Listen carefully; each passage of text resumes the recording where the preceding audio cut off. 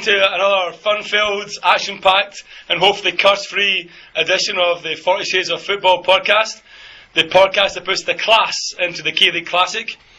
Although after spilling half a pitcher of beer over Stevie, maybe I put the ass into the podcast, I think, maybe, yeah. Obviously from tonight's intro music you heard that one of our main topics will be Park's return, but we'll talk about later on. I'm joined tonight with the two avid K-League reviewers that we always have. On my left I have Paul, fresh from his successful intimidation of Server Jeparov and preventing him from celebrating his goal against Seoul Ulsan. He looked worried in that game. He looked worried, yeah. Paul has now managed to stop the whole Seoul team from celebrating, probably for the rest of the season as well, as they've got literally nothing to celebrate. So we have Paul beside me. Thanks for that introduction. You said earlier that you prepared a really nice introduction for me. I guess that wasn't it. That wasn't it, Paul, yes. That'll come later. That wasn't it. Sorry. The beer took over. Opposite me I've got Stevie in his usual place. The day after we did last week's podcast, the news about Park Chu-young returning to the K-League came out, so we sent Steve away to do some research on it. Unfortunately, he got sidetracked by a Kine video, and he spent the whole week doing I don't know what, but he's come today with a guide dog and some dark glasses. So. Yes. And palms like Chewbacca. Definitely. And shares in Kleenex have gone up. Yes, thanks very much for that intro. Indeed, I have dragged myself away from the Gain videos for a couple of hours. Looking at your trousers, only just. Only just. Yeah, thanks for that too, Mark. That was very kind of you. So opposite me tonight we've got our host, in fact the self-confessed worst host in the world, Mark Kelly, who's here tonight. I think Mark Kelly is the only man in Korea whose blood type is OB positive. And he's also looking rather happy. I don't know if that's because Songnam are third bottom of the league and they've never been that high before, or just because you haven't actually watched them for 2 games. Actually, Steve, it's because Gain, Five-Star, and Stellar all have songs out at the exact same time. So that makes Crayon Pop. And Crayon Pop's coming soon as well, I believe, yeah. So that makes me very, very happy. Crayon Pop will equalise the balance and maybe save some of the shares in Kleenex, I think. As Stevie said, tonight I will be the world's worst host, or as we call it, Mark's turn. So it would seem that not all of our users are exactly football fanatics. Really? Really, yeah. We've heard that some of our users have been using this for, I believe Paul referred to it as sexy time. Yeah, I was a little bit sick in my mouth when he said that. Yeah, although Paul's idea of sexy time was hopefully different from mine. But apparently, yes, some people may put this podcast on to, let's say, create a romantic atmosphere. Unfortunately, one of our listeners, this backfired, and it would turn out that they've actually fallen asleep during the podcast. So, you know who you are. Can't believe it. You know who you are. This song is just for you.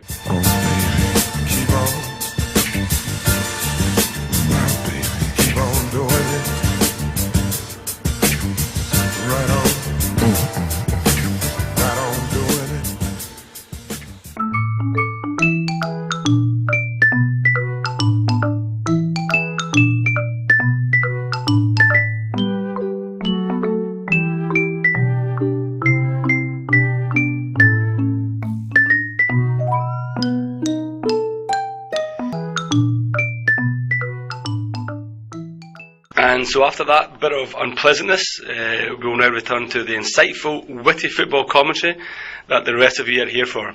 Although we, like the aforementioned listener, will probably fail to deliver. Obviously from the intro music, you heard probably a little bit of Park life, so the main topic today will be talking about Park Chu-young. Which will... Thank you for that, guys, which we'll get to in a minute. First up, we'll talk about a review of the games from the weekend. Paul will try not to cry into Stevie's Kleenex as we talk about FC Seoul. Stevie will try not to do whatever Stevie does. If he's talking about Yangju or something like that, and I'll probably talk about Ulsan Pohang that I watched from home. After that, we'll do a little bit of talk about Park Chu-young. Stevie has compiled a whole notebook of stats on Park Chu-young. I've actually done some research. I've got numbers. Yeah, he has numbers. A lot of them are zero, to be honest. But anyway, then after that, we'll probably have a look at a little bit of a preview of the upcoming ACL games. Basically, who will Seoul draw nothing each with, who will Songnam lose to away from home, who will Suwon be Suwon against, and then obviously the K2 is coming up soon. Stevie's very, very excited. He looks a little bit like an You can tell from my trousers that I'm very excited. He looks a little bit like an LG Ajashi 5 minutes before the credit card curfew has started. He's trying to get dinner paid. But anyway, so we'll do a little bit of a K2 preview, and we'll also do obviously a preview of the K-League Classic games coming up as well.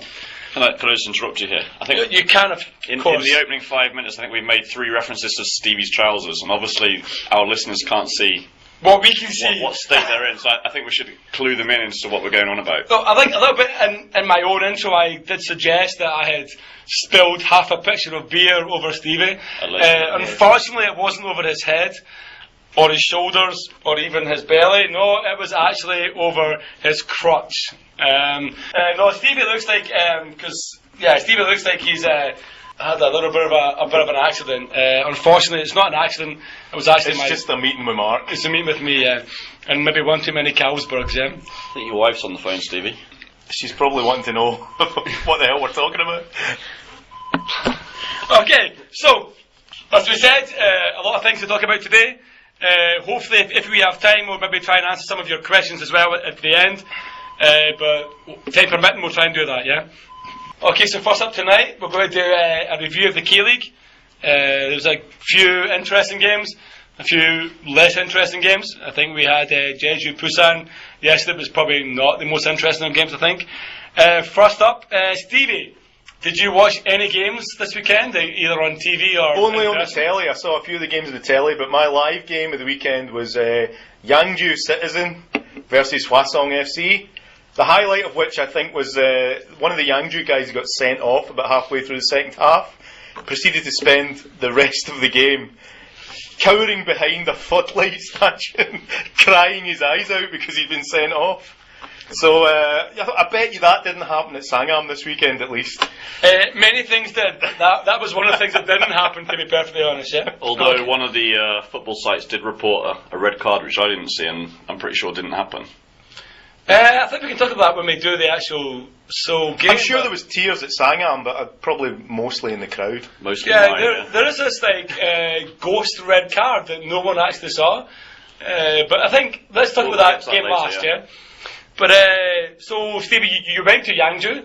I went to Yangju, more or less. I got there in the end. Was there any halftime entertainment at Yangju? The halftime entertainment at Yangju was a raffle where you could win a box of Shin Ramyun.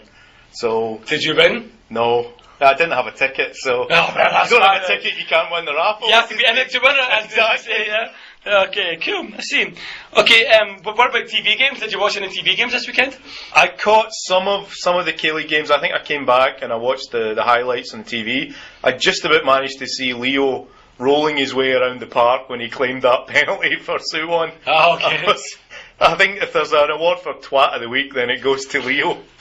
For rolling backwards and forwards. He bounced off the player that fouled him, rolled back, and then I think his teammate had come over to ask if he needed a blood transfusion or a bone marrow transplant or whatever, and he jumped up, high-fived him, and got back up again. So, definitely, Leo, cut that out, please, thank you. So it sounds like Suwon have won Twat of the Week 2 weeks in a row. Like last week we had Kaio's Crouching Tiger, Hidden Dragon, still miss. Now we have Leo rolling on the ground and bringing down players, it actually was a penalty. So that was the sad thing. He won the penalty, he was tripped, but it was the whole histrionics after it. Yeah. Rolling backwards and forwards and backwards and forwards. I think if you give a straw poll here today, we'd probably give Twat of the Week to Suwon for next week as well, right? Straight off the bat. Yeah, I think so, yeah. Seeing what happens. That'll be in their 2-1 defeat to the hands of the mighty Songnam. If Park Chu-young's not playing next week, then I guess Twat of the Week will go to Suwon again. Okay, so that was the Suwon game, was finished 2-1, I believe, yeah? 2-1, yep. Suwon managed to sneak it right at the death. Yet again, Incheon lost another late goal. So that's Incheon went from like 4 points to 1 point or something, in the space of a couple of minutes, yeah. That's pretty bad for Incheon.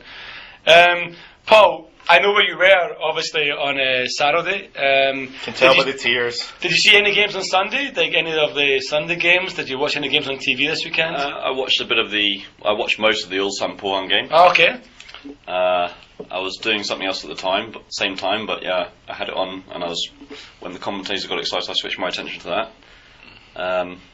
Obviously, after Seoul had lost away at Ulsan the previous week, I was interested to see whether that was a flash in the pan, or whether Ulsan are going to be a serious force for this season. Okay. And obviously, after they beat Pohang 4-2 at Pohang, we'd probably say that maybe they're a force to be reckoned with this season. Looking like a bit of a dark horse, and Mr. Jeparov scored again. Yeah, he doing did, his best to prove me wrong. I also like the fact that this week he actually did do his traditional celebration, cartwheels after the goal. I think after his goal, there was no coming back. I know Pohang came back and actually equalised, but they always looked a little bit kind of weak. The goalkeeper, whose name escapes me, had an absolute mare of a game. Yeah. Can't remember his name, but I guess I'll remember it probably later. But it was pretty bad. He was responsible for at least 2 of the goals. Anyone who lets Kim Shin-wook score from 25 yards should probably... A terrible goal to give away. Yeah, should probably never play football again. Ulsan dominated for most of the game. Steelyard, tough place to go. I think Ulsan could be the dark horses, as Steve said. Could be the team that maybe worries Jeonbuk. Obviously, they were a really strong team 2 years ago. Only lost out on the title in the final kick of the day. They changed their manager, and last year they weren't so successful. They changed their manager again. Yeah, that's correct. Yeah, and they're looking pretty strong this season, I think. Yeah, it's certainly looking good. I guess it just, you never know with the K-League. A couple of weeks in, it can all change. Yeah, it can all change. I think for me the big thing was they did sign the Songnam duo. I know I'm a Songnam fan, but like Jeparov and Kim Tae-hwan. And that hasn't stopped them actually winning games. It hasn't stopped winning games, yeah. And I found it pretty amazing that that Jeparov has actually scored 2 goals, which I think is the equivalent of 3 years of Songnam. That's probably $6 million of Songnam salary. It probably is. Although, to be honest, it's the same goal he scored both weeks. So. He gets across it. It's not the same goal. Are you claiming a conspiracy theory? Was it video editing? It's not. It's similar things the ones you may be looking for there, Paul. Not the same goal. Are we physicists where we're going to go? Yes. He stands according to quantum theory, the goal was actually the same and therefore should not stand. So, therefore, it was actually 3-2 Ulsan and not 4-2, yeah? Oh, the mind of an FC Seoul fan. You're just confused because he actually scored a goal. No, he was going back to correct something which went wrong the first time. But he was just hanging around the penalty spot. Which is where a striker would be. With no defenders around him. Which is good play. The ball comes to him, he kind of miskicks it into the goal. Twice in 2 weeks. There you go. I'm commentless on that one. Another piece of cutting insight. You can't argue with something that's right. I can't argue with something that is right. Yes. Well, I can't argue with any of this because I didn't see the game. I had to go and pick the wife up from the subway station. I got back, missed the 6 goals at Ulsan, and managed to catch the whole 90 minutes of Jeju versus Busan. That was Jeju Busan was one of those games that you kind of start watching, and then you kind of think there must be something better than this. There must be maybe I can watch a Korean drama.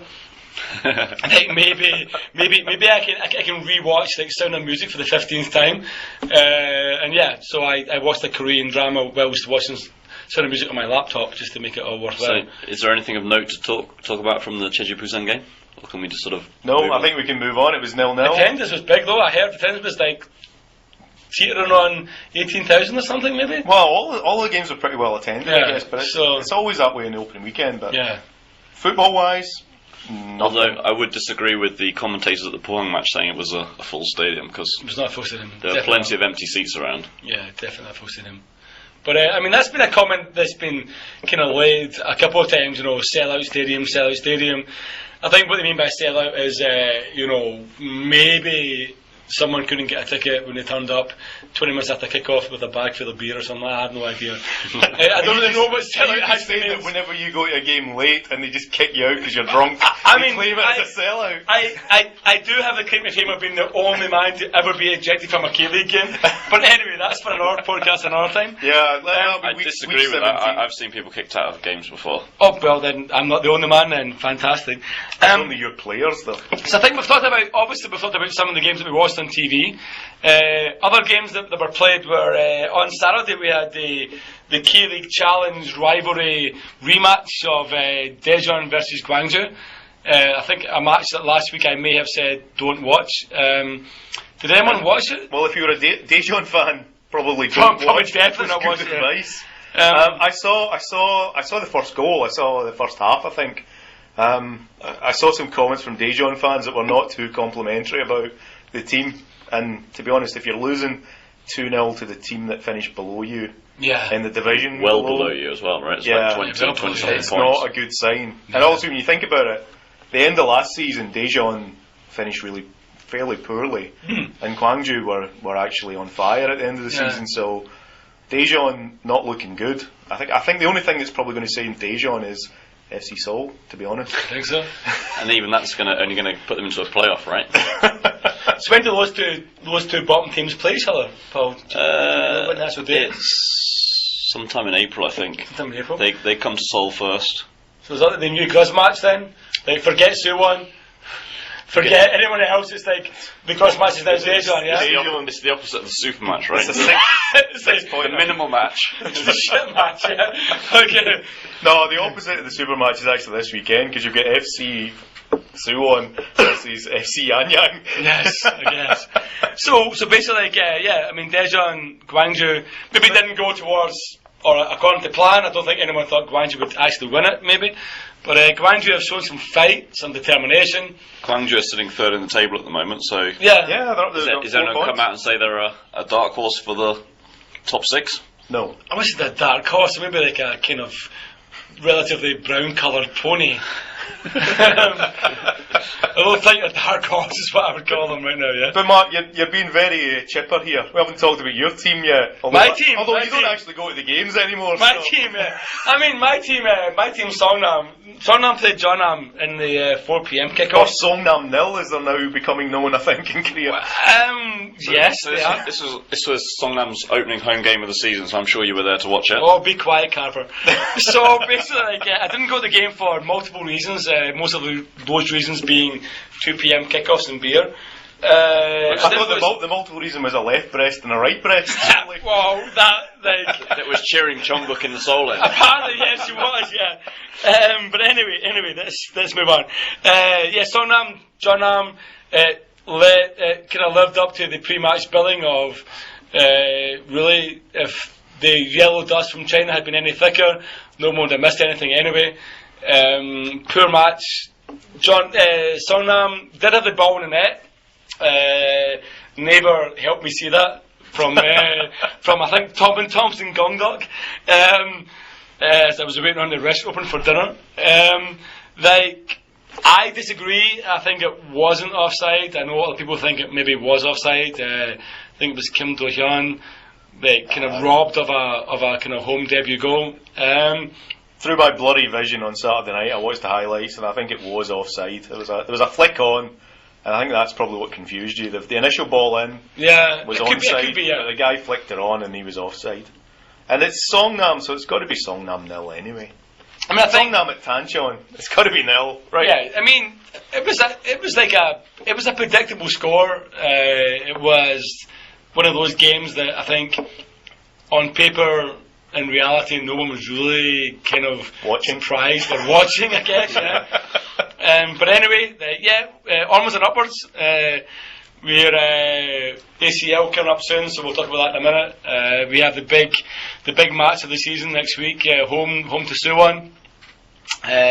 We haven't lost that for a long time. which we'll talk about later on as well, yeah? So there's one last game, Steve, to talk about, I think, which may or may not have taken place at Siam, I think. Is that Seoul's second team? Were they playing at the weekend? I don't know who was playing. Paul, did you go anywhere this weekend? I noticed Paul actually brought a length of rope with him to the studio tonight, so I wasn't sure whether he was actually going to hang himself live on air during the podcast, or whether he's just got a 15-year-old V-girl tied up in the boot of his car again. Oh, not for the first time this week. And it's only Monday. It's that yellow card. It's that yellow card, it must be, yeah. So, Paul, you obviously took in the same game as me. We met each other before the game. We did. We were not involved in the Park Chu-young love-in even, that everyone else was involved in. But Paul, what do you think of the game? I mean, FC Seoul... it's funny you say that, because there was a Korean guy that I spoke to who said there was a foreigner in front of him who was screaming like A-Pink for Park Chu-young. It wasn't a me. That may have been... A big Scottish guy, he said. Yeah. Oh, come on, Park. I think I was maybe shouting something else, but anyway, yeah. Koreans can't differentiate between an F and a P, right? Yeah, yes. Come on, Park. But anyway, yes. Park Chu-young. Park Chu-young. But Paul, you were at the game. We were both at the game. I'll let you do the preview, the review. I wasn't at the game, but I thoroughly enjoyed it. Oh, be quiet. Elan starts soon. Anyway, Paul. I'm going to tolerate this rubbish for 2 more weeks, and then I'm going to still unbeaten in a competitive game. But they also don't have a win in a competitive game either. Well, you take that up with Martin Rennie. I will. Next week in the Embassy Bar as well, apparently. So, Paul, quickly, I mean, let's spend about as much time as this game deserves, about 10 seconds. What do you think?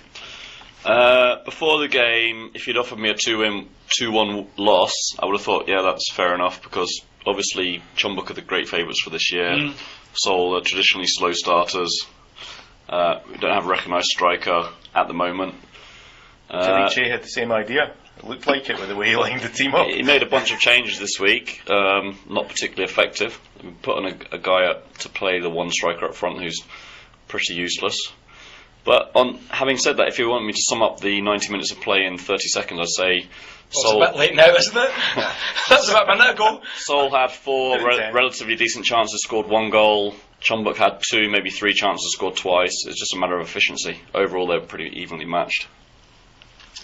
I think that's one viewpoint. I think Paul was probably mostly accurate. I think with that, I would agree a little bit. I think a little bit of the red tinted glasses, but I think a little bit. I think Jeonbuk were poor in the kind of basics. I felt their passing was pretty bad. Like, over the last couple of games, they've been like kind of crisp in their passing, crisp in their movement. I think their second goal when Leonardo broke, I think probably caused, no doubt, according to Paul, by Chad O'Ree being crap, but I'm not sure it was actually Chad's fault, but it may have been. Chad O'Ree was at Everland at the time. yeah, he was. I think he was at Eland at the time. I think he was signing on, being like, I want some leopard skin on me, mate. But I think, Jeonbuk, when they played, looked pretty good. So, it's going to be a long season. That's all I can say, I think. There was definitely the one chance that Uniluk we definitely should have scored. But you also think that if he had actually scored that, then Jeonbuk would have kicked up a gear, and they were playing as much as they needed to win, I think. I think so, yeah. I mean, Jeonbuk won without being impressive, Seoul lost without being depressive, and I think that's about all you can really say about the game, to be honest. So 2 weeks in, 2 Jeonbuk wins, I guess. It's pretty much going to plan, yeah. I think it is, but I think also have kind of like put the sparrow among the pigeons. Put the tiger among the pigeons. Put the tiger among the pigeons. What the saying is, like, it's going to be interesting to see what Jeonbuk fans do. The Jeonbuk guy is looking right now. But I think Jeonbuk. Everyone probably thought they would win the first couple of games. They would be top of the league after along midway through whatever the season. Also, have surprised most people.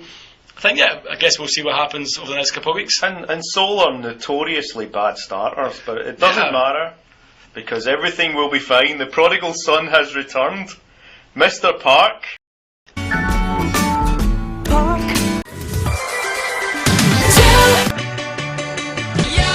Jesus Christ, superstar, do you think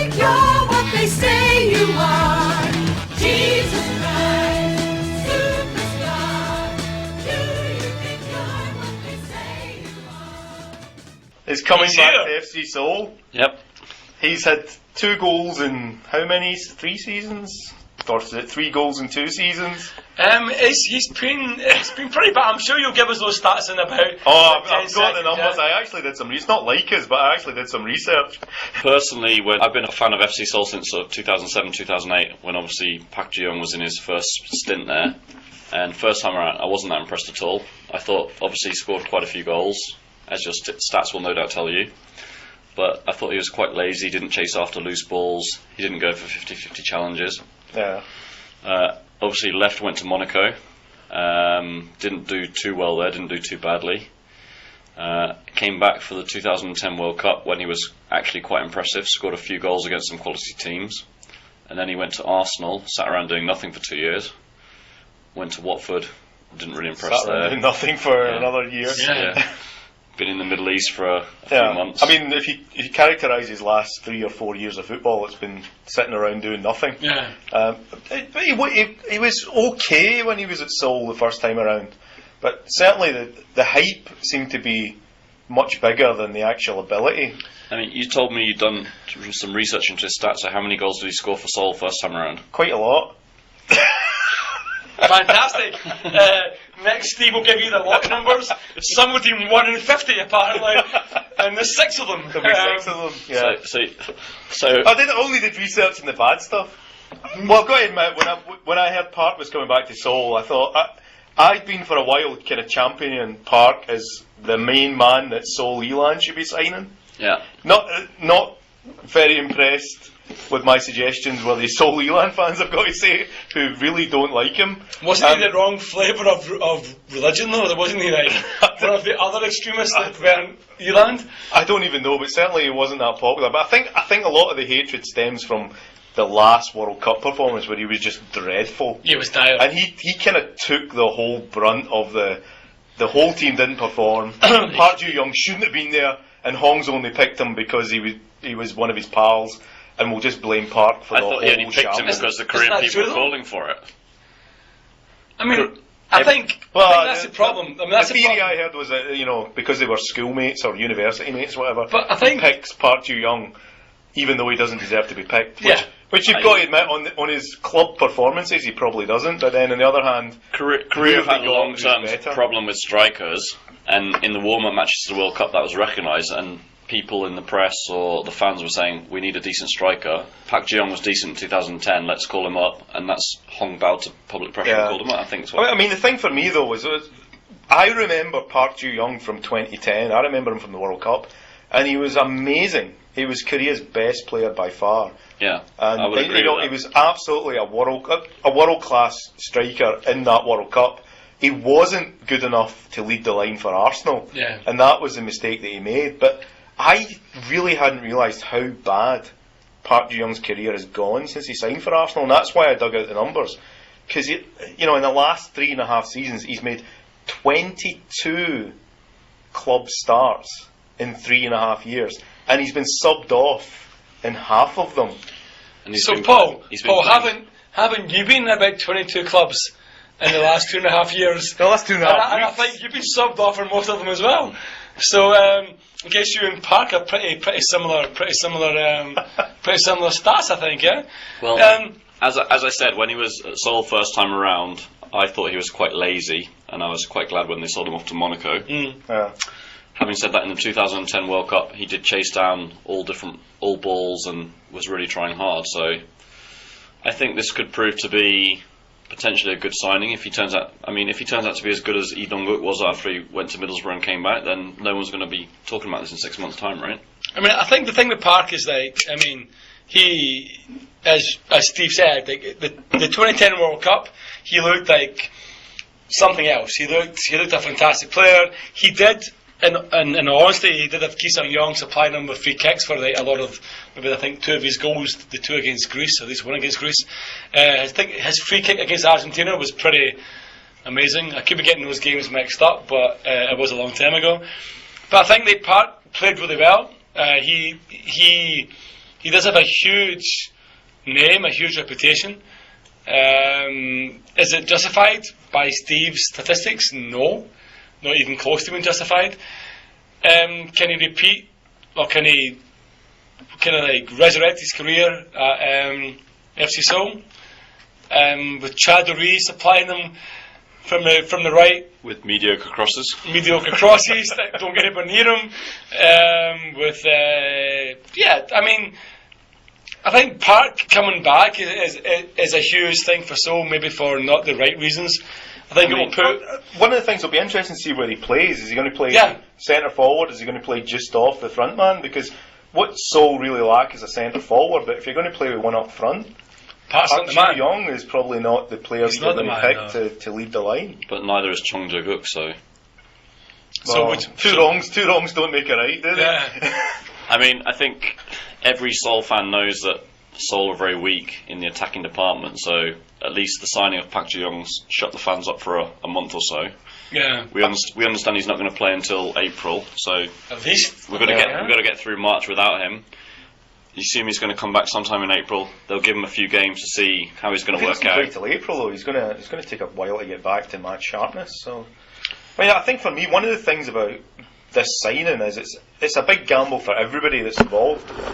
And one of the things I was like, if you're Park, do you want to pick Seoul and go back to the team where you were so successful last time? That's a lot of pressure. I mean, if he plays his first 3 games and he's garbage, is that going to be, the pressure is going to get too much for him, or are the Seoul fans actually going to get behind him and support him? And it's one that could go either way. I think he's not going to be that great when he starts. He's not going to score a hat-trick in his first game. I think Korean fans are generally much more positive than fans back home, right? I would guess, yeah. So they're going to support him a lot longer than we would back home.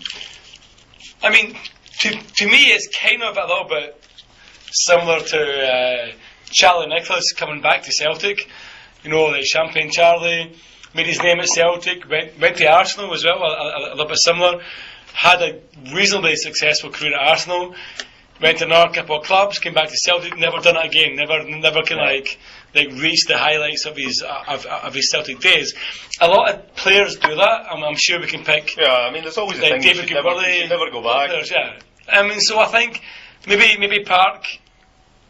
I think I said earlier, like maybe before I poured beer over Stevie, that I think Park needs FC Seoul as much as FC Seoul needs Park. With Stevie's stats, you can see he hasn't played much. He needs a club where he can go and feel safe, feel at home, with fans who might give him more time than, for example, Turkish fans or English fans or Scottish fans. With a manager who doesn't really look like he signed him, but then doesn't look like he woke up this morning either, to be honest. Well, I've got to say, Jay does not look very happy with that signing. If you just signed your country's supposedly star man, you'd at least try and force a smile. You think so? Well, and I think Jay could probably be handed a lotto ticket by A-Pink and still not smile. Jay doesn't look the kind of guy who has ever actually smiled in his life. He didn't look very happy. But he did look really unhappy. Decidedly, he looked really unhappy. This wasn't his choice. You can imagine that Jay would be getting a BJ from Guyan and still have the same sort of grimace on his face, right? I think that's what we call sin bin. But anyway, let's keep going on. Actually, that's something I cannot imagine. I just like to draw the line there and say, actually, that's something that we can all possibly imagine. Probably not Paul, but maybe each other, yeah? I think to sum up, Paul... well, what I heard from a source within the club is that last year's signing of Rafael Costa was driven by the board rather than Trey. And Trey took objection to that and deliberately didn't play him in the beginning and sort of said, well, this is not my guy, I don't want him playing, and therefore did his best to sort of unsettle him. Yeah. And of course he's back in Brazil now. Yeah. But he can't do the same with Park, though, yeah? I mean, he can't... If Park Chu-young is not his signing, he cannot play him. He's like the Korean golden boy. Yeah, he has to be in the team. I mean, it's not the same as a Brazilian that no one's heard of. This is like the guy who the Korean nation put so much trust in like 2010, 2014. And that's why I'm kind of thinking it's a weird signing in some ways, because he's got to be in the team. He has to be in the team. He's got to play. And if he's not scoring goals, which he hasn't done for the last 3 or 4 years, he has to keep playing. Got no choice. He's just got to keep playing. He has to keep playing. Hope he comes back. I think even Park even Nicholas Bentner would come to the K-League and do pretty well compared to leading the line for Arsenal. Well, you'd think so, but he's bounced around a few leagues now where you kind of think he should play games, he should score goals. His fitness is also maybe... He scored a couple of goals in the Middle East, right? He scored a couple of goals. Was it for Al something or the other? Yeah, my statistics have let me down yet again. Al-Shabaab? Ali Al-Hilal? Al-Hilal? But then again... That's a pushing headband chant, isn't it? That's pushing headband chant. This is really good kebab for Saturday night. Al somewhere anyway. He seems to have a thing where he comes in, he does well in his debut, he does well his first couple of games, and then he disappears. And he did the same in the Middle East. Yeah. He scored a goal in his debut, and then 2 or 3 months in, they're like, let's get rid of this. I mean, in fairness, he didn't do that at Arsenal. He was like shit from day one at Arsenal, I believe. Pardon my French. But, I mean, I think he's home. I think that's the thing. You know, like, all these signs up at Seoul. It's got to be. Welcome home. I'm a bit dividing this because I'd actually like Park Chu-young to do well because I think a good Park Chu-young playing for Korea is a real asset to the national team. But I'm kind of hoping he fails really miserably for FC Seoul at the same time. I'm kind of like from a different point of view. I hope he does well because, like, we have, you know, like Kim Do-hyun who went to West Brom, came back to Suwon, is now at Songnam. I hope he does well at Songnam. Obviously, I'm a Songnam fan, that's why. Got Chewon-hee who went to Wigan and came back to some club. Yeah, some nobody's ever heard of. So I kind of hope that we might. Like, if Park Chu-young can be successful at Seoul, if he can like lead Seoul to a K-League or even like a KFA Cup or even an ACL final or something, if he can do that, maybe we'll see some players stay in Korea. Maybe we'll see some players come back to Korea. I'm not saying Ki Sung-yeong's going to come back and play for Pohang. That's not going to happen. But maybe we'll see some players who have left who may, like even Hadi Sun, who maybe went to China for money, maybe coming back to Korea to win things, yeah? I think a lot of the Park thing is going to depend on his attitude. If he comes back, works really hard, does his best, plays as well as he can play, he should be a star in the K-League. He should be a star. If he comes back, thinks he's a superstar, I don't know what he's getting paid at Seoul, but presumably he's getting a reasonably healthy pay You packet. would think so. If he's just here for the money, just here to get the adulation, and ends up There have been not conflicting reports about how much he's getting paid. Some reports have been saying he's going to be the highest paid player in the K-League. Other reports have been saying he's going to be a well-paid player in FC Seoul, so nobody's quite sure. Presumably he's come back for a pay packet that he wouldn't have got at Cheonam or Jeju. And honestly, I think he might have been better going back to a Cheonam or a Jeju to actually get a game, so he's going to get score goals. In excess of $1 million a year, US. So, I think Escudero was the highest paid player in the K-League. I could be wrong on that one. Molina's the highest paid. So Cheparov was the second highest paid. So Escudero's left now. So he will obviously take up Escudero's berth as being one of those high earners. The striker just can't score a goal. Yeah. But I mean, like, can he really be a failure? I mean, can he really fail? I mean, can he really not be a success? I mean, aren't we going to see Park Chu-young scoring goals, running about with that big smile on his face? Aren't we going to see FC Seoul fans like creating a song for Park Chu-young? I think he can only be a success. I cannot. Maybe it's just me being optimistic, which is not normal for me. But I can't see him being a failure in the K-League. I really can't. Yeah, not because of the quality of the K-League, just because I can't see him not being a failure back home in Korea. I think that's. Everything points to him being a success. I think you're probably right, and we'll probably be here in a few months' time talking about him being, 15, 20 goals. But I think if he's going to be a success, he's going to have to change his attitude. Oh, of course. He's going to have to realise that he's not a superstar anymore, and he's just got to work damn hard and play the best football he can play. And if he does that, then he probably is one of the best players in the league, so he should score goals. But if he comes here with the I'm a superstar attitude, which doesn't want to learn, doesn't want to do what his coach tells him, doesn't want to work hard, he's going to flop big time, and he's going to get it big time. But if he comes with the right attitude, even you won't begrudge him a bit of success, right? No, I think if he plays as well as he can be, it's probably a pity that the next World Cup's so far away, because him playing regularly and scoring goals for a K-League side is probably the best thing that could happen for Korea.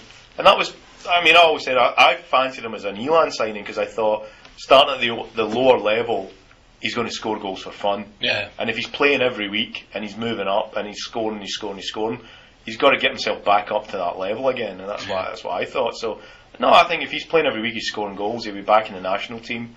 And Park Chu-young, as he was in 2010, is exactly what the Korean team needs right now. Park Chu-young, as he was in 2014, is the last thing the Korean team needs right now. So it's waiting to see which Park Chu-young is it that's going to play for Seoul. The other thing I've noticed is the complete difference between what an English team would publicise on their website and what Korean teams publicise. Like the rumour is he's not eligible to play until sometime in April. Nobody knows when he might play the ACL. Whereas these would be the first things that would be releasing a press release in England or Scotland, right? I mean, the ACL, I mean, like, will they play in the ACL at all? I mean, like... But there must be a signing deadline for the ACL. Yeah, that's what I'm saying. You would assume that... I'm not familiar with the rules and regulations of the group deadline must be passed. Although it was a free signing, so if it works the same way as any other kind of like UEFA league... Having said that, you have to register your squad. You have to register your squad before I'm sure they had to be registered before the group game. You'd imagine so, yes. I assume he's not going to be eligible to play in the group stage of the ACL. Next year then.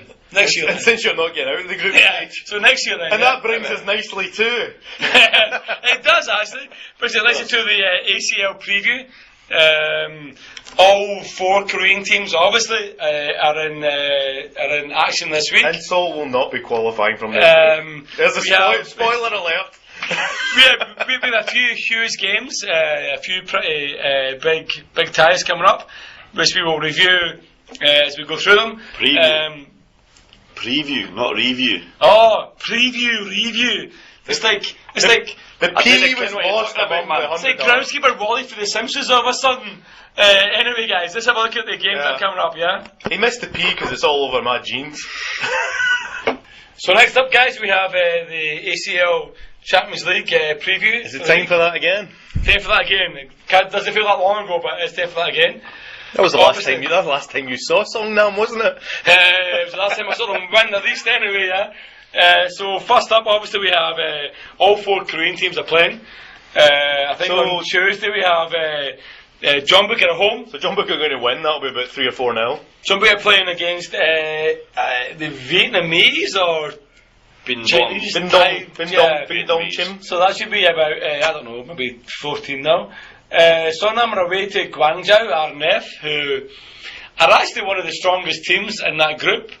I thought Gamba would be the strongest team, but not so much. So you're going to lose?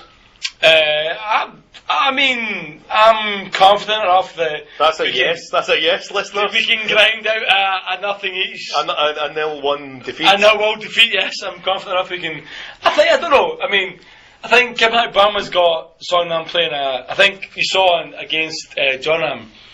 I think he played a kind of defensive... Yeah. Let's see how it goes game. Yeah, it was definitely all about defend. I think that's the way he's going to play it in the opposition. That'll be... Yeah. But I don't know if that's going to work against Guangzhou, and it's one of those things that away from home you guys haven't been doing too well. At home it's a different kettle of fish. We did lose 2-1 to Buriram, who, may I point out at this point in time, Mr. Paul Carver is actually wearing a Buriram top right now. Go Buriram. I have no idea if it's a sly dig or an actual just a dig. And it actually doesn't look that nice because it hasn't got any leopard spots on it whatsoever. It doesn't at all. And it's not a sly dig, it's an overt dig. It's an overt dig, yeah. And it does have an iron-on badge, but I guess it is Thailand. And there's, I mean, in terms of the game... Probably famous for iron-on badges, aren't they, really? To be honest. In terms of the games, Jeonbuk, they're going to win. Should be easy enough. Songnam, probably going to lose, but it doesn't really matter if you do. Could get a draw. Doesn't really matter if you do. If you get a draw, it's going to be a bonus. Yeah, I mean, and similarly, probably for Suwon, even away from home, if they get anything more than a defeat, that's probably going to be a bonus for them. I mean, Suwon have the away game against Brisbane Roar, bit of a kind of like. I mean, I think all of Suwon's games seem to be very like temperamental or very, very like kind of like pretty huge games. You know, like Urawa, but was a huge game. Now they're playing Brisbane Roar away. Obviously, they're Brisbane Roar a couple of weeks back again and so on. Brisbane Roar done okay so far. Yeah, I mean, but even then, Suwon, that's kind of a bonus game for them. If they win it, they win it. Yeah, If they definitely. draw it, they draw it. If they lose it, they lose it. But the one that really matters is the FC Seoul game. Because that FC Seoul game is probably going to decide, do they qualify or do they not? If they don't win that game, certainly if they lose that game, they're going to be struggling to You'd have to say it's a get out of the must-win group. game. It's certainly a don't-lose game. We should probably say who Seoul are playing, guys. FC Seoul are playing Western Sydney Wanderers. A kind of revenge from the ACL semi-final last year, I believe, yeah. Hopefully Che will not set out his team to defend and go for nothing. He's drawn. Presumably he will. Presumably he will. He probably will. That's the Probably will. only system he understands, isn't it? But I think I would agree with Steve here. I think the loser of that game is out. It is a loser. Yeah, I mean the other games can go however. Away from home, you take what you get. Yeah. Jeonbuk are going to win that game. There's no way they're not going to win that game. The one that's really interesting for me is the Seoul game, because the way Seoul have started the competition, they can't lose that game. They can't lose that game. If they lose that game, they're out. I think they've started how they thought they would. Like a loss to Evergrande, a victory at Kashima. A victory over Western Sydney Wanderers puts them kind of in a good position for second place. Western beat Kashima in Japan, lost at home to Evergrande. You would imagine they would lose away to Evergrande as well. Seoul have still to play Evergrande at home. So, I mean, I think if Seoul can beat Western Sydney Wanderers, they should look like a team that's going to go through. They should do. The interesting thing for me is that last year, obviously, Western Sydney and Brisbane Roar were the two top teams in the A-League. This year, they've both been struggling in the A-League. Definitely, yes. And they're, maybe about 15 games into the league now, and yes. they're both sort of somewhere towards the bottom, especially Sydney. I think Sydney is second bottom. I think Brisbane Roar maybe like fourth or maybe fifth, I'm not sure. Western Sydney maybe probably won twice, drawn 3, lost every other game this season. Got knocked Can you out think of the any FA. other teams who did quite well in the league last year and are now sitting second bottom? Maybe Daejeon, yeah. I don't think Daejeon have ever been second bottom. Maybe there's never an been that high up the table. FC someone. But yeah, I mean, as I said earlier as well, I think the Brisbane Roar Suwon game is an interesting one as well. Suwon, after beating Urawa, really kind of were pretty poor away from home. Yeah, hopefully they'll get something from Brisbane and then take it back to Suwon this It's week. interesting to see as well how Gamba do against Buriram, because Yes. Buriram have done pretty well, surprisingly well so far. And Gamba looked really poor as well, so that could be a game where Buriram might actually have a chance in that one. It'll be interesting to see how they do. I mean, I think, I could be wrong, but I think if Buriram beat Gamba, they're actually through. Pretty much, yeah. Yeah, I They- mean, they won't because of the other way the results have went, I think if Buriram were able to win in Japan, they would actually be through already, which would then mean that when they come to Son in 2 weeks' time, that it might actually be a foregone conclusion anyway, and that might allow Son to actually They win. can take the day off and play the reserves. Do they have any reserves? Which might make it a one each draw, I guess, then, yeah. But yeah, I mean, so 4 teams, 4 Korean teams, ACL, Stevie, how many teams will we win? I think we'll probably see one win. I One think win. John Book will be the only team that will win this week. Okay. Steve, Paul, 4 Korean teams, how many victories? I hope for 2, I expect 1. Okay. I'm going to go for 3. I'm going for John Book, Seoul, and I'm going to go for I Suwon. thought you were going to say anyone but Seoul. I'm going to go for Suwon to beat Brisbane Roar as well, just because I believe Brisbane Roar are Australian. I mean, And that's enough in itself. I don't think you have to believe that. I think that's a And that's fact. enough in itself. I think Suwon will just have enough to beat Brisbane Roar, both home and away, I think, and guarantee qualification. actually, I have a very close friend that's a Brisbane Roar fan. Okay. So perhaps for the return game we can get him on the podcast. We're a bit disorganised to have someone dialing in from Australia and recording it, but maybe in the next few weeks we can get that sorted out. And I think the tricky part will be getting them to drink 8 beers before they come on. Yeah, I think the tricky part will be from not slurring his words halfway through the podcast. But anyway, yeah, let's see what we can do, yeah? Okay, cool. So that's the ACL covered. different opinions. Are we going on the real league now? Are we going on the real stuff? So now we're going to the real league, and it's not the K-League Classic, but we're going to talk about the K-League Challenge. League, the one and only, the K-League Challenge, yeah? The one that we've all been waiting for. I thought it was K-League wannabe. Which comes back this week, starts back with some pretty fiery just and like interesting games. Stevie, your team this week, your team being Eland, like, who do you guys play this week? Oh, no, well, we're going to have one more week unbeaten. Yeah, 1 week unbeaten, yeah. Why is that, Stevie? You're not ready yet? Because I think they actually asked the league to delay the whole fixture by another week so that we could get our temporary stands ready. Yes, your temporary stands, yeah. For all 12 fans? I think it was just a coincidence that we happened to have the first week off. Okay. But what you had was a bunch the kind of coincidence is like my favourite student passes their test, like 95%, that kind of coincidence? Yeah, that kind of coincidence. Okay, cool. That's what I thought. Anyway, this week up, we have games on Saturday and Sunday, obviously. It's all going to be wild. We've got the not-so-super matchy. Anyang versus Suwon. That is the not-so-super matchy, it is. Anyang should romp that one about 14-13 or something. Well, no, it's probably more likely to be 0-0. Why are you referencing that to the super match? The super match between Seoul and Suwon has nothing to do with Anyang. Really? Well, Anyang are the original home of Suwon. Oh, sorry, wrong way round. Well, I think what you should do, Paul, is watch the videos of your team playing in like 1989 or 1990. My team didn't exist in the 1980s. No, that's not what your badge says. Oh, here we go. Suhushin. So anyway, we have the artist previously known as FC Seoul against Suwon City. Don't even get me started on fucking Anyang. We have the artist previously known as SK Jeju against Daegu. Wow, do we have any team that actually has the original form in the challenge? Only one. Only the real one. soul. The real soul. And they're not even playing. Anyway, so first up, guys, for those who don't understand what we're trying to talk about, which I don't either, Anyang v Suwon is at 2 p.m. Bucheon 1995, which is kind of funny because they were formed about 2 years ago, played Daegu at 2 p.m. in Bucheon Stadium.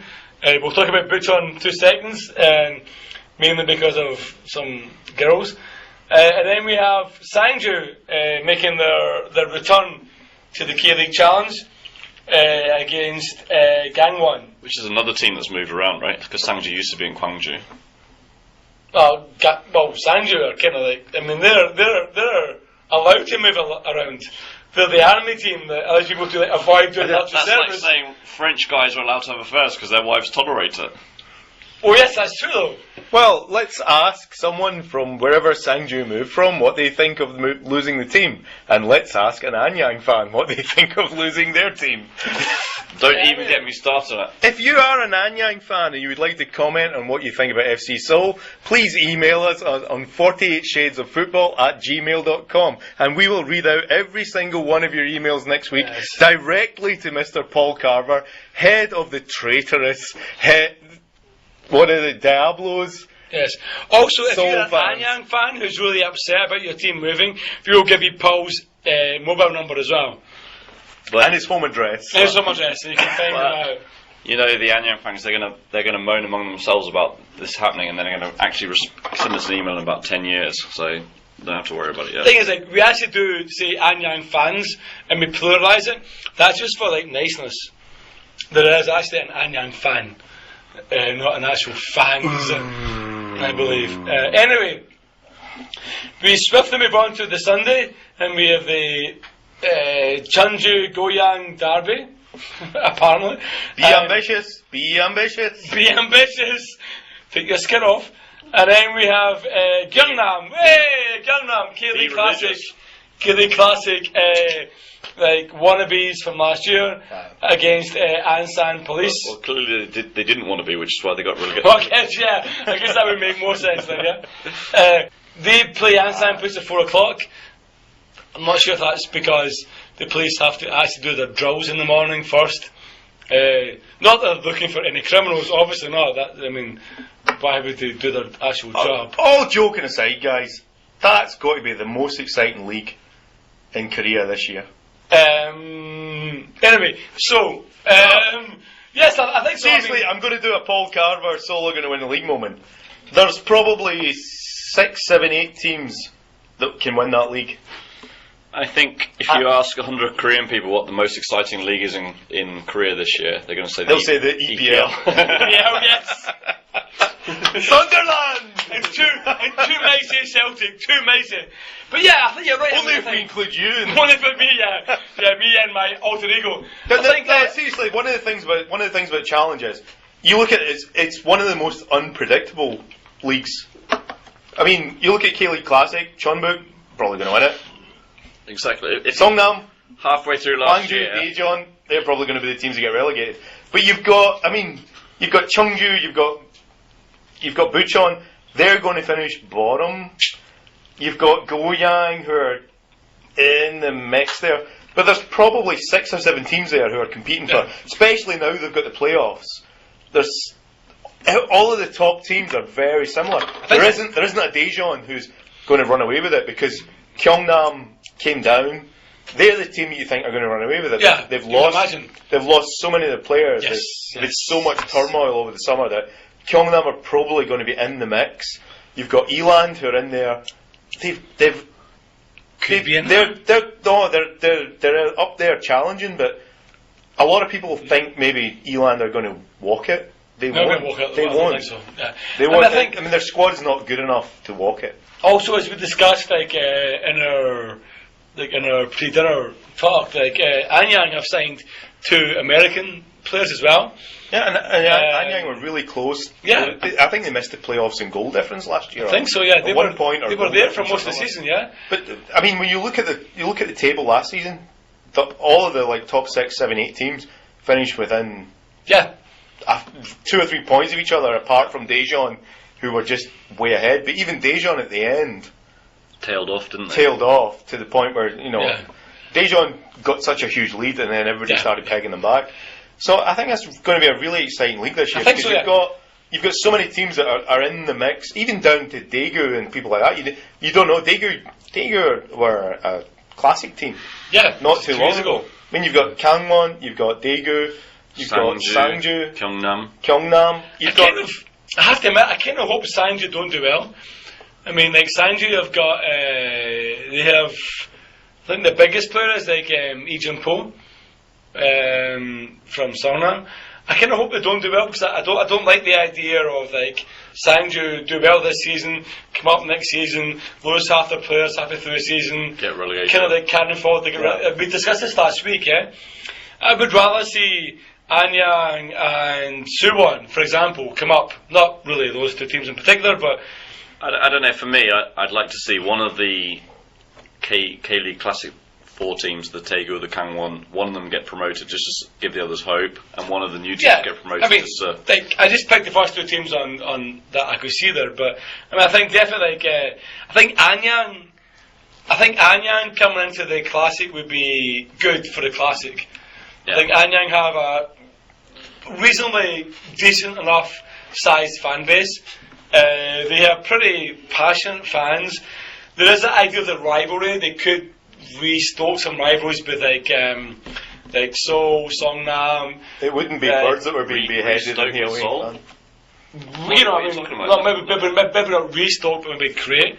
It's the thing. For me, I would like to see Anyang in the Classic. I guess. I mean, having it been their formative year, I think if Eland do get promoted, it might be kind of okay, whatever.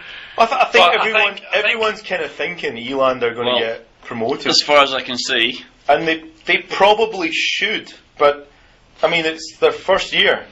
What position are Eland in at the moment, if you look at the table? I don't think the season's actually started yet. It clearly says. Let's come back next week when it actually has started, so down, and I think next week almost certainly be 0, almost certainly be 11. And Paul's hit the touch screen, and we've all lost it all.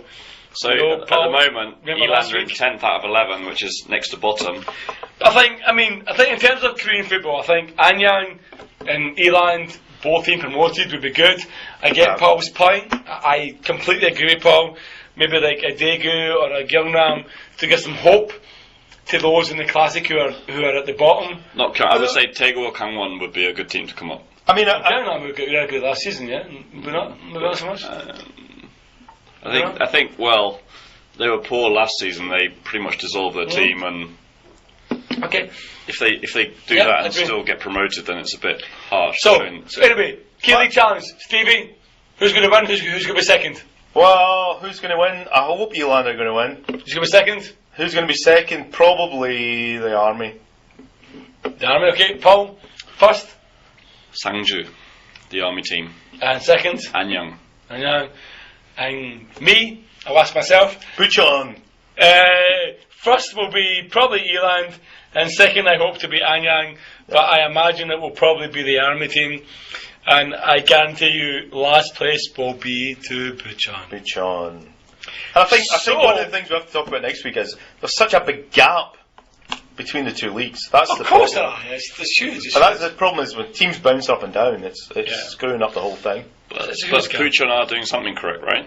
They are, and I think that brings on to our next point. Bucheon have advertised on their website.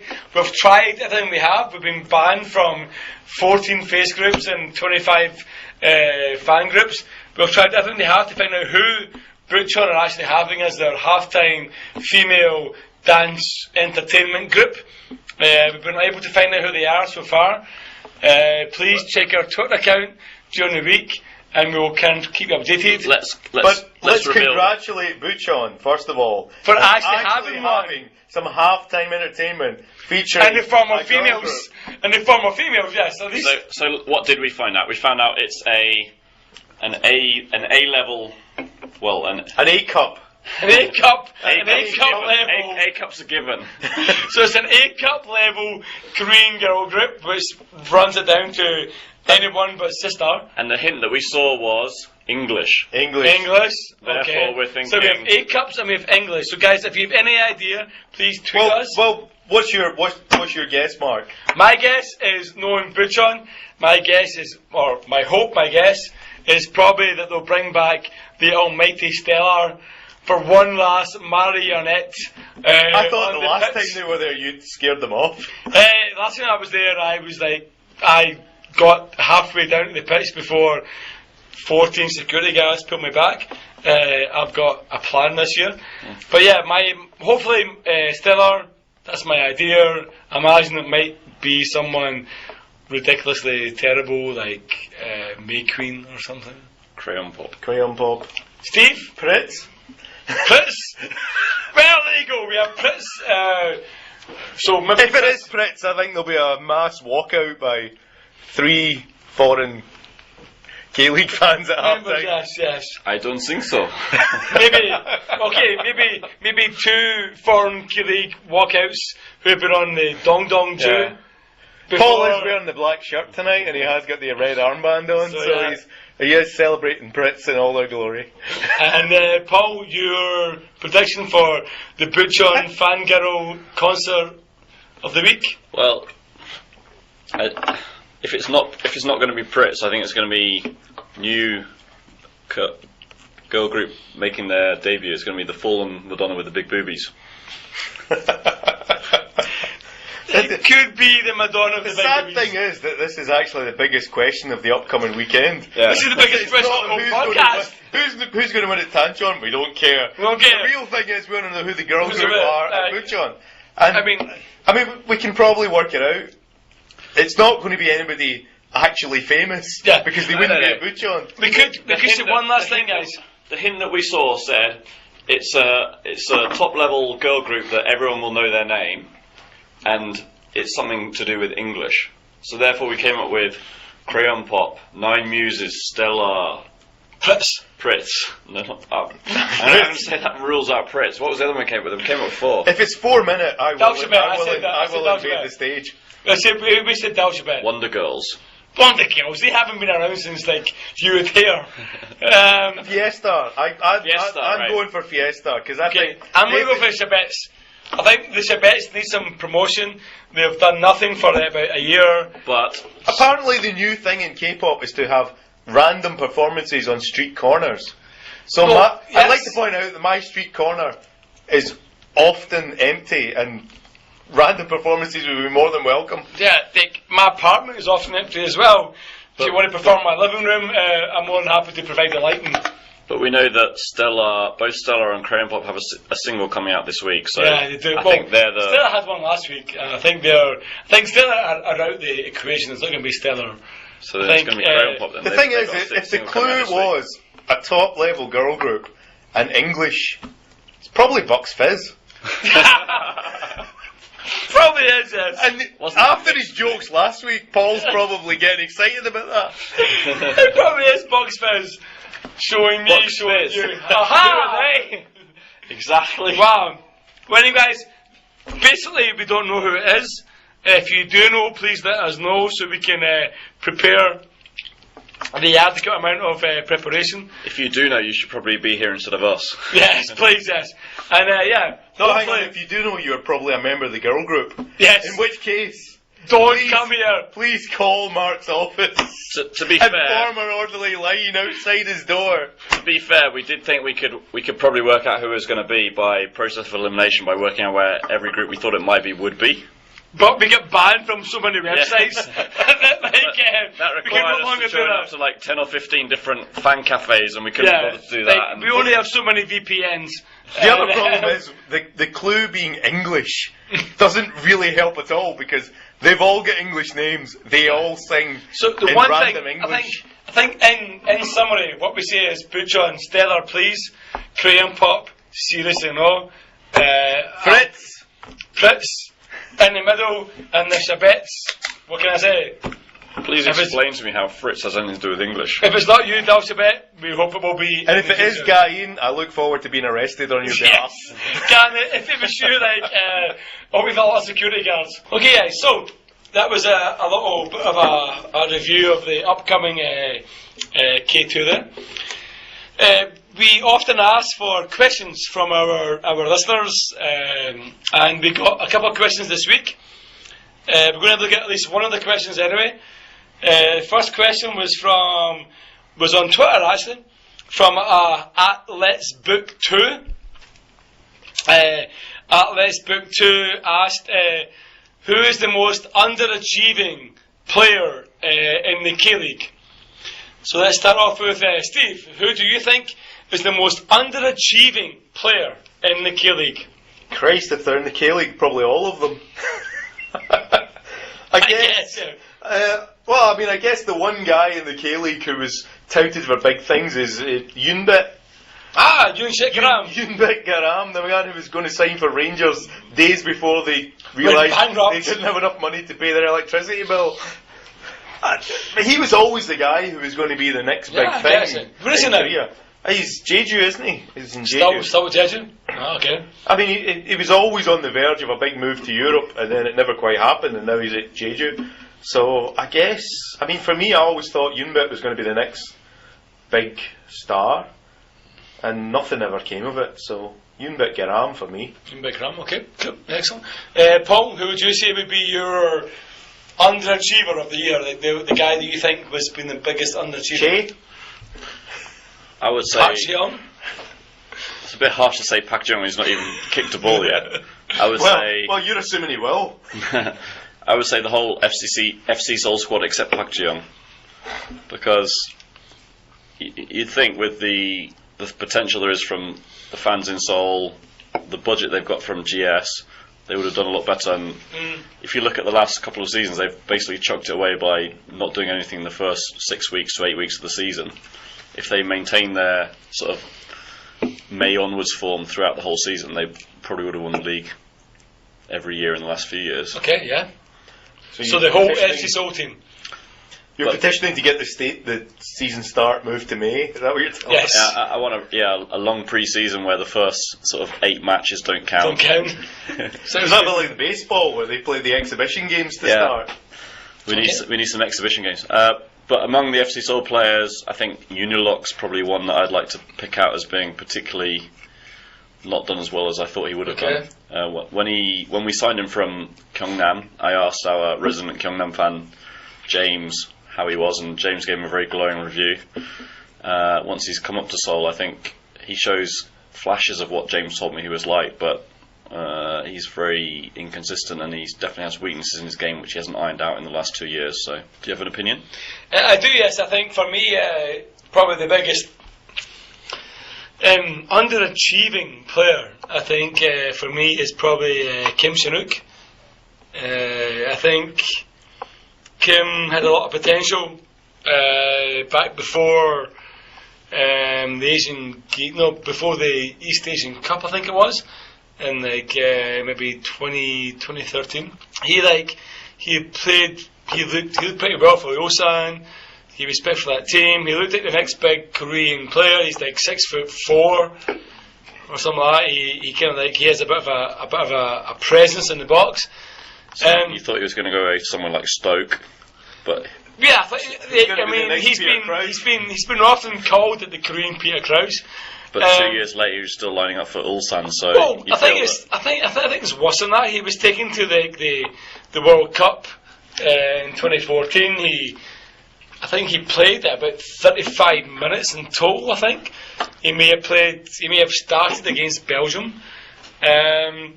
Then he went to the Asian Games. At the Asian Games,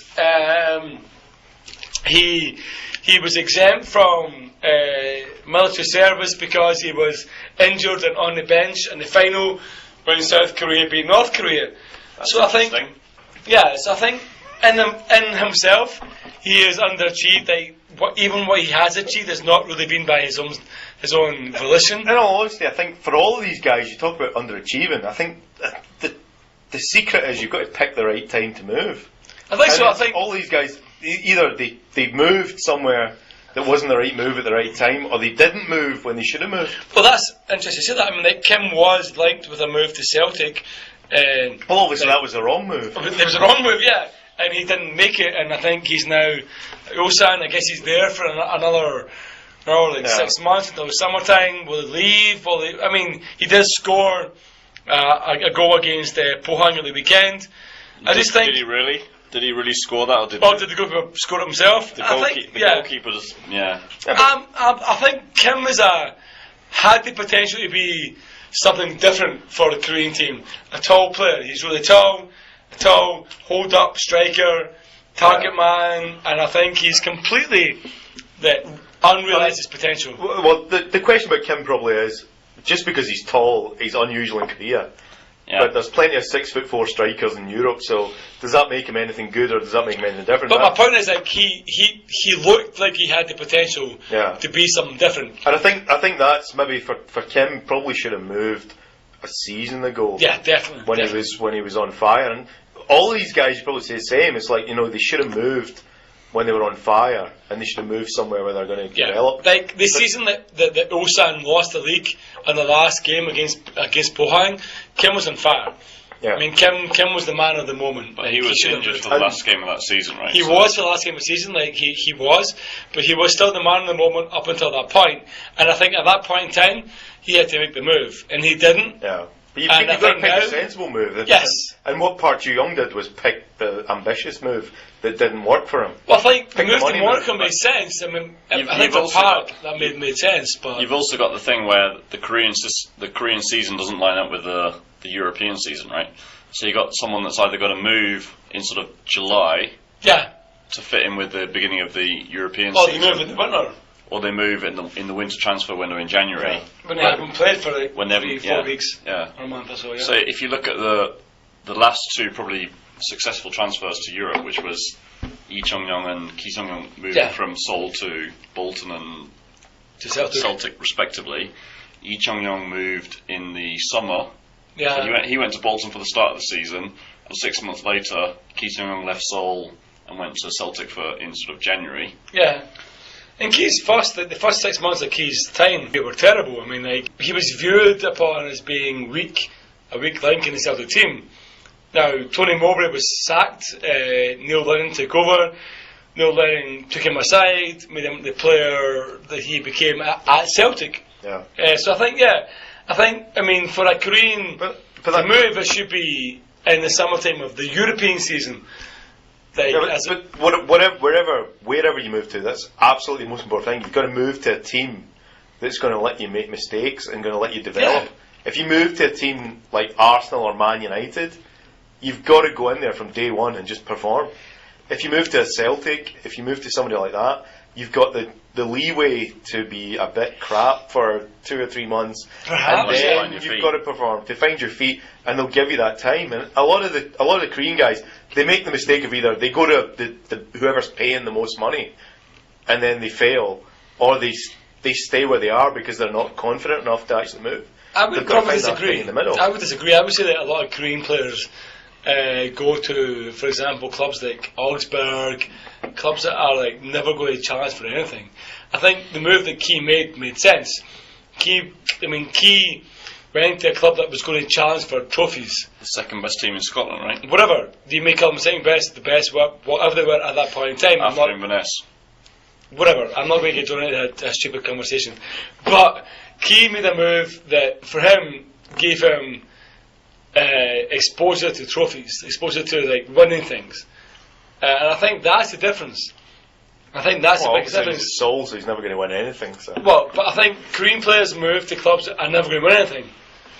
And I think that's the problem. I mean, like, Korean players. But you can say that about Arsenal. You move to Arsenal's never going to win anything, but you're never going to get a game either. You've got to pick the right team to move to. Yeah, I think so. They've got to actually manage their development and say, right, I'm not a world beater.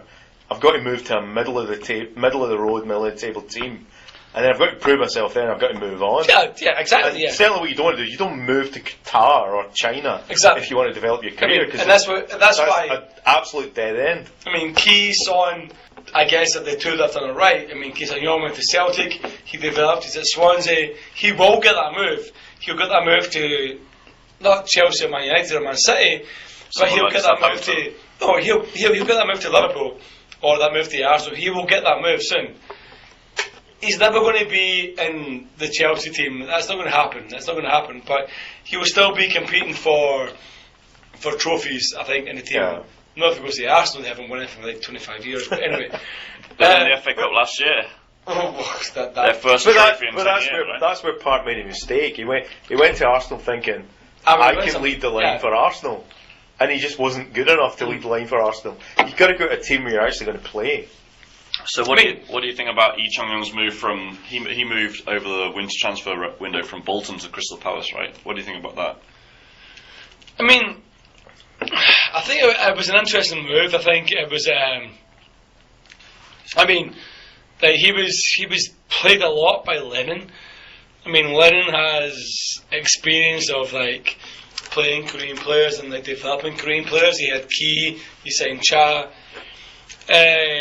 I thought 50-50 then on the development. Yeah, I guess. Yeah. I thought the move was in itself a little bit strange. I mean, from Bolton to Crystal Palace. You got Bolton, who at the time was struggling towards the bottom of the Championship, and Palace, who are. I think to be honest, he just needed a move at that time. I think he'd been at one club. I think that was it. Yeah, I think it wasn't about the club he moved to, but just the club he moved from. Yeah. I think it was about the fact that I have to go somewhere and kind of. I mean, every now and again you just get to the point where you stagnate, you need to move. Yeah. It's happening now with Jeparov, maybe. He was at Songnam, he just wasn't doing anything. He goes to Ulsan, 2 goals in 2 games. Yeah, definitely. So sometimes you just need to move, you just need to go somewhere else, get a bit of a change. Okay guys, so the final thing for today is to have a quick look at the K-League Classic this weekend. There's some pretty good games going on there. Is it still going? It's still going, yeah. They haven't stopped it yet? They haven't stopped it yet, not yet. We're trying to get it up for football reasons. Steve, are you attending any games this weekend? I will be, probably this weekend, I will be at Bucheon for obvious reasons. If they're going to have the girl groups on at half time, I'll be at Bucheon. You're going to get a Pritt stick, right? I'll get a Pritt stick. You all do. Apparently they can glue on armbands pretty easily. Don't you guys deny that you're not going to be there too? I will be at Bucheon too until Crayon Pup was on and I'll leave. Paul! I'll give in to peer pressure. If you two are going, then you're forcing me to go then. It means you're not going to the Seoul game? Seoul game's on Sunday, so I might or might not go. I don't really think they deserve me donating a day of my life to them, but I'll decide after the Sydney game on Wednesday. So Paul, who are Seoul playing this weekend? Pohang away. Score result, quick. Pohang win. I do not think that Pohang will be as bad as they were against Ulsan last weekend. So the last few games between Seoul and Pohang have ended with a 1-0 or 0-0 result. So it'll be 5-0 to Pohang this time. who knows? Well, thank you, Paul, for that quick result. So what are the games? Okay, so first up, Stevie, we have you the first one. We have Ulsan and Jeonnam. Okay, so 2 p.m. kickoff. Ulsan going to win that. Ulsan, any score at all? Just Ulsan victory? 3-0. 3-0. Okay, we have Busan, 2 p.m. Busan, against 0-0. Gwangju. 0-0. 0-0, I think that's everyone's guess. Jeju, United 0-0. against Daejeon. Come 0-0. on, seriously? 2-0. 2-0. Jeju won't score against Daejeon. I'm going for 2-0 for that one. Paul, you said Pohang Seoul would be 1-0 to someone. You weren't sure. Pohang 15, Seoul 0. It's football, not rugby. I would say 2-0, unless the Pohang goalie has another nightmare, in which case This could be 2-1, yeah? Maybe which case it 2-1. would be 2-1, Okay, yeah. 2-1, yeah. Okay, Songnam v Suwon. I'm going to go to that game. It'll be 0-0 then. It will not be 0-0. It will be probably, I reckon, 2-0 to Songnam. They always do. Have you got that right? Songnam are the home team, Suwon the away team. Songnam. Songnam always do well against Suwon at home. They beat them 2-0 last year in a midweek game. They haven't lost against Suwon in about 3 years. Get yourself down to Tancheon at the weekend and see Songnam losing to Suwon for the first time in 3 years. Also- Creating a bit of history. Also, get yourself down to Tancheon and see Mark has been the only fan in the Sky Sock as well. Incheon v Jeonbuk in the last game. Stevie, quickly. Incheon Jeonbuk. 3-0 Jeonbuk. Phil Jeonbuk. Paul, quickly. 2-0 Jeonbuk. Okay, and myself, I'll go for 1-0 just to be argumentative. Okay, so pretty much, as we predicted, a lot of. So Jeonbuk are still going to win the league. Seoul are Jeonbuk still easy. not going to win the league. So are going to be so will be still bottom unless Daejeon can pull something out of a tough away game against Jeju. The main thing to watch out for this weekend then is whether Seoul or Daejeon lose more goals. That'll decide who's bottom of the league. Pretty much. Paul, your final take on Seoul's precarious, pathetic position? I think Seoul have had the hardest start to the season of any team. They've had Ulsan away. They've had to play against other teams. Yes. Jeonbuk at home. Not fair. They haven't got a striker, it's not fair. Pohang away. Any points of that I'll be satisfied with. They've got none so far, but there's always hope. Okay. And Steve, your take on the K2 coming up? I'm pretty much confident that Seoul Eland will have another unbeaten weekend. That's more or less what I'm confident of. Okay, and those who are playing? I think it'll be shite. I mean, you'd assume that when we do the podcast next Monday, Eland will be comfortably mid-table, right? After the you never know. You'd assume they'd be comfortably mid-table, unless every other game's a draw. Well, you never know. Well, guys, it's been fun. It's been entertaining. Hopefully you've enjoyed it as much as we have. And we're going to play you out with one of our favourite songs, okay? Thank you, guys. See you again next week. Last night what we talked about, it made so much sense. But now the haze has ascended, it don't make no sense anymore. We said last night